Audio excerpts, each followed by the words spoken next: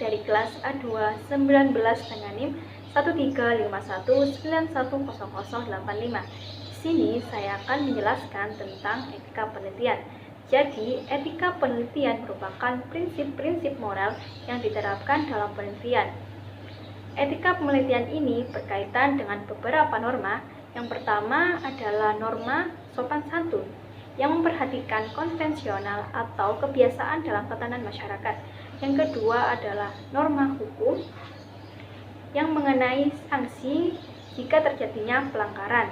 Yang ketiga adalah norma normal, yang meliputi itikat atau kesadaran yang baik dan jujur dalam penelitian. Etika penelitian menunjuk pada prinsip-prinsip etis yang diterapkan dalam kegiatan penelitian.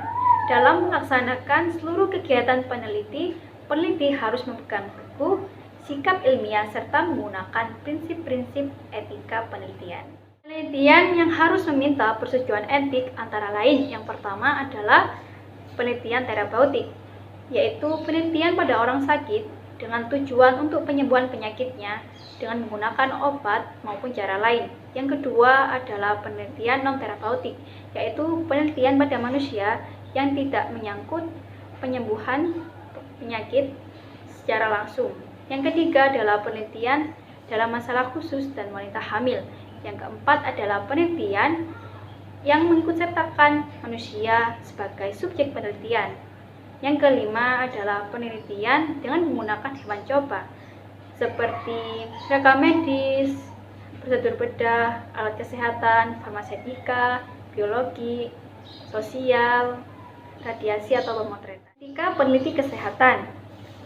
Penelitian yang berkualitas tidak hanya ditentukan oleh rancangan penelitian dan instrumen yang memadai, namun juga terkandung pada hal-hal seperti memenuhi kaidah atau ilmiah dan etika penelitian, tepat waktu dan tepat guna, dan sumber daya yang berkualitas, serta memiliki integritas yang tinggi sebagai seorang peneliti. Jawab utama sebagai seorang peneliti adalah melindungi hak-hak dan kesejahteraan manusia dan pemanfaatan hewan coba sebagai subjek penelitian.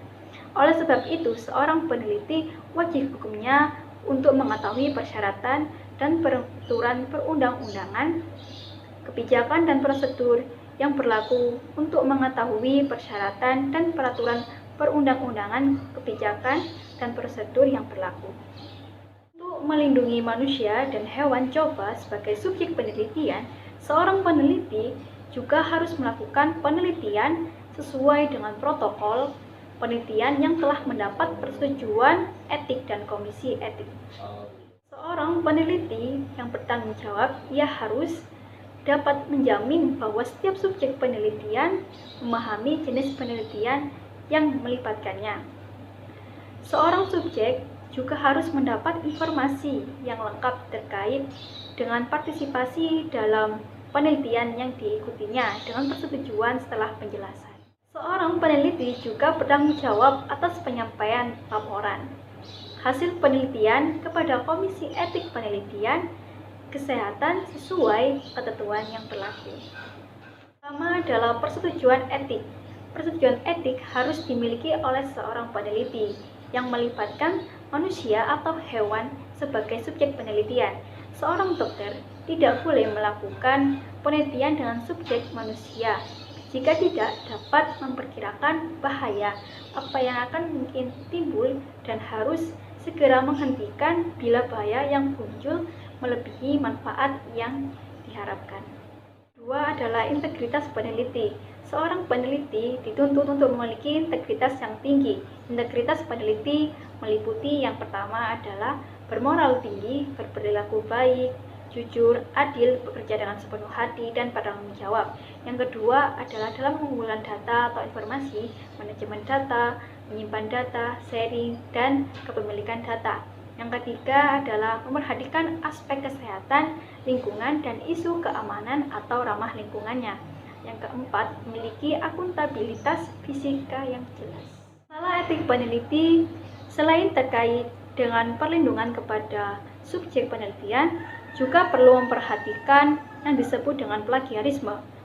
Plagiat adalah perbuatan secara sengaja atau tidak sengaja dalam memperoleh atau mencoba memperoleh kredit atau nilai untuk suatu karya ilmiah dengan mengutip sebagian atau seluruh karya dan atau karya ilmiah pihak lain yang diakui sebagai karya ilmiahnya tanpa menyatakan sumber secara tepat dan memadai, yang dikutip oleh Permendiknas nomor 17 tahun 2010. Terdapat beberapa tindak pelanggaran etik peneliti yang dikategorikan sebagai plagiat. Falsifikasi adalah salah satunya, yaitu tindakan mengubah atau membuat laporan dengan data yang tidak benar, atau mengulang pelaksanaan penelitian sampai menemukan hasil yang diharapkan. Selain plagiat, ada pula istilah lain yaitu copyright yang lebih menekankan aspek hukum. Pelanggaran copyright bisa dicegah dengan memperoleh izin terlebih dahulu dari penulis aslinya, sedangkan plagiat masih perlu menimbang aspek lain lagi. Seorang peneliti juga bertanggung jawab atas penyimpanan laporan hasil penelitian kepada Komisi Etik Penelitian Kesehatan sesuai ketentuan yang berlaku. Sekian penjelasan dari saya. Bila ada salah kata, mohon maaf. Wassalamualaikum warahmatullahi wabarakatuh.